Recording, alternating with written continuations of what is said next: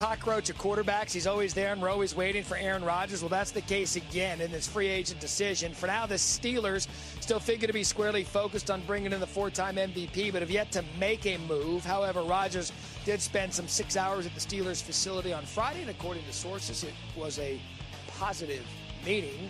It's always positive when I can bring in Jeff Darlington to talk about all things NFL. And Darlington, let's start with the big picture. Where are we with Aaron Rodgers in anywhere but Aaron Rodgers and the Steelers? Well, Matt, I can tell you this. Of course, we should make a big deal about the fact that Aaron did spend 6 hours at the Steelers facility. That obviously makes that a very relevant and potential destination for him. But I was speaking with another decision maker who looms large in this whole process as well and made very clear that he does not, nor do other teams, believe Rodgers has come close to making up his mind. Obviously indicated by the fact that he hasn't signed.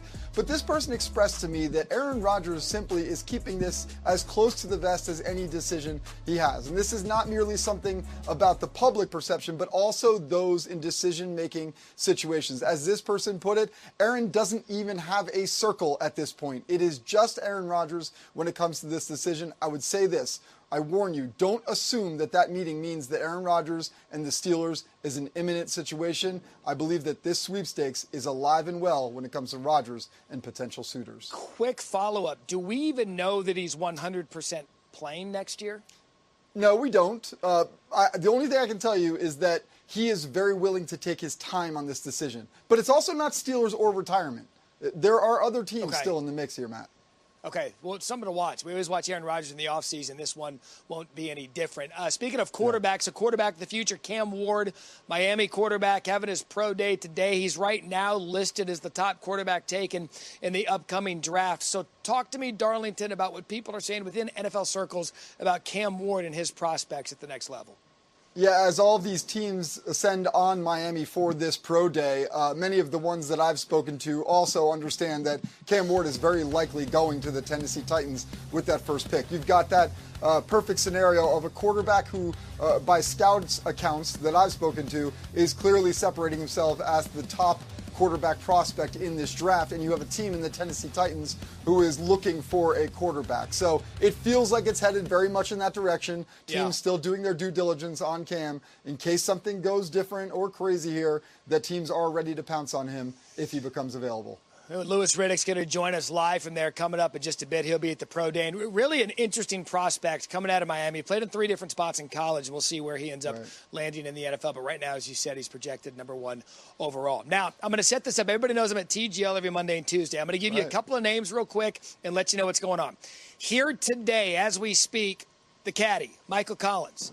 Dan Orlovsky was here a couple of weeks ago. You know what each of those real friends did when they were here at TGL? What did they do, Matt? They came up and said hi to me. They came up and gave me a hug. Look at what Darlington did 2 weeks ago. He goes on the Twitter and brags to everyone how he's sitting in a suite at TGL, and he gave us opinions on TGL that candidly no one asked for. But you know what he didn't do?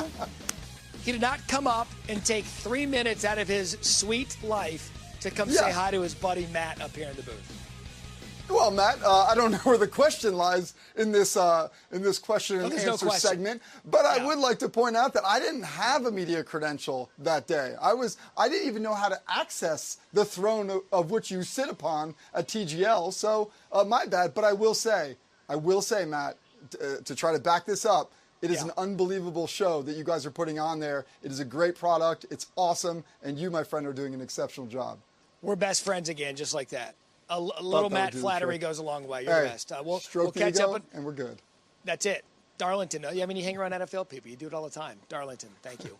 Cannot wait for the rest of the tournament. Cannot wait for today, 4 p.m. Eastern. New on SportsCenter, Cam Ward, Miami quarterback. You see him getting in some pre-work prior to the Miami Pro Day, which, again, about an hour and a half. It's a big day for Cam. All 32 teams assembled are going to be there to watch the potential #1 overall pick. If Ward is the top pick, according to Mel Kiper Jr., he would be the U's first #1 overall draft pick since the Cowboys selected defensive tackle Russell Maryland back in 1991. As you have a look at Mel Kiper Jr. mock 3.0, and as of now, you see Cam Ward at the top. As we bring in Louis Riddick, who was live in Coral Gables ahead of the Pro Day.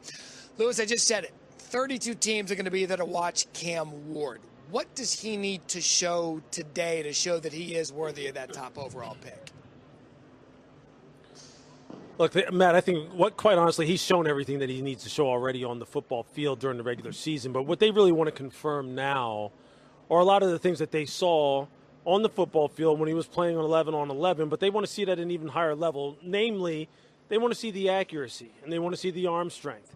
Because in a workout like this that is largely scripted and Cam knows exactly what's coming, in every series of or every set of throws that he's going to make, there really aren't many excuses for the ball to hit the ground very much, if at all. So I expect his accuracy to be on display. I think his ability to drive the football with velocity on the deep throws is going to be on display. I think his ability to throw the football with touch and placement is going to be on display.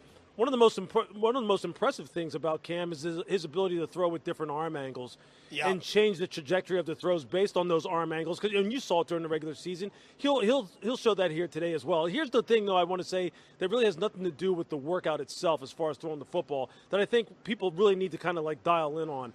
Is that this kid is the ultimate leader. He's no nonsense. He doesn't mess around very much. He is all ball all the time. He is just dead serious about his profession. And I think that's something you can pick up out here as far as how his teammates respond to him, how efficiently he runs the workout, and how smooth it all goes. Those are some of the things I've seen in the past with quarterbacks who've had great success. Their pro days kind of mirrored that kind of operation. I expect it to be that way today with him. So, look, it's between him and Shedeur Sanders. I think we've all agreed that those are the top two quarterbacks in the upcoming draft. You've called a lot of Shedeur games. You've seen these guys in person. You've broken down their tape. When you look at one versus the other, what characteristic, what is it that puts the one quarterback, maybe in this case Cam Ward, ahead of Shedeur Sanders? Yeah, for me, Matt, it's just pure horsepower as far as his arm is concerned. Look, there's always those throws that quarterbacks aren't quite sure of, and so maybe a tick late they let the ball go, but they don't have the horsepower to maybe fit it into a window that some other people could. Well, with Cam, there is no window he can't really fit it into, and that doesn't excuse him from playing on time and playing in rhythm, because he can do that as well. But it's those kinds of throws, that kind of ability is always good to have in your toolkit and in your back pocket, to know that even if I'm not quite sure here, or even if I'm a tick late on this throw, I'm probably going to be able to get it there anyway, because I have that kind of horsepower, those kind of RPMs in my shoulder. And Cam has that, and you'll see that here today. And he has it from all different types of body positioning. And I think that's what will be fun to sit out here and watch him go through today. Was he a late bloomer? I mean, because with all due respect, he started his college career at Incarnate Word and then transferred to Washington State and then ended up at Miami. Was he a kid that just bloomed late to get to the point where he's a potential number one overall pick? Yeah, I think everybody goes through a process that is very personal and individual to them. And sometimes it takes you more time in order for you to find your footing for your body to get to where it needs to get to, so you can really maximize everything that God gave you.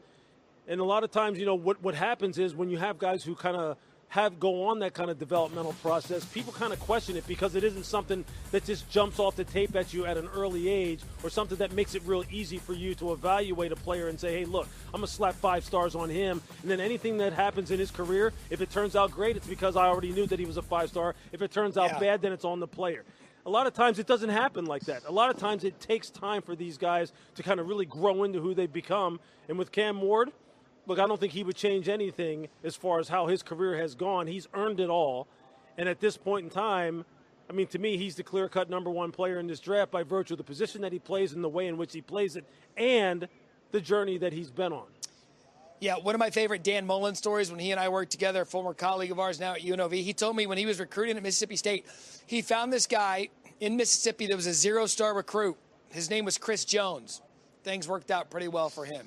Louis Riddick, great stuff. We'll talk to you today. Pretty good. Chị túng thật nè.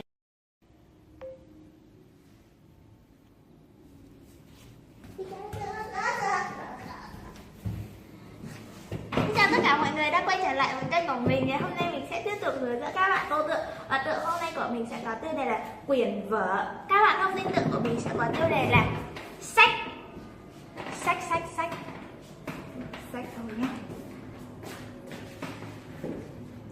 Em thấy bình thường công đi cặp con gái hay gì này? Hay gì con gái? Hay con gái. Con gái dễ dạy em ạ.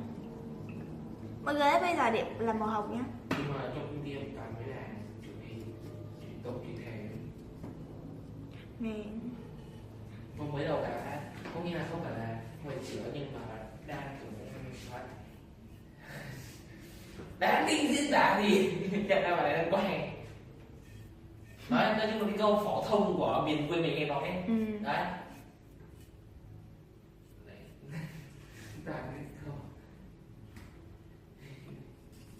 Mọi người ơi, bây giờ đến màu xanh nhá.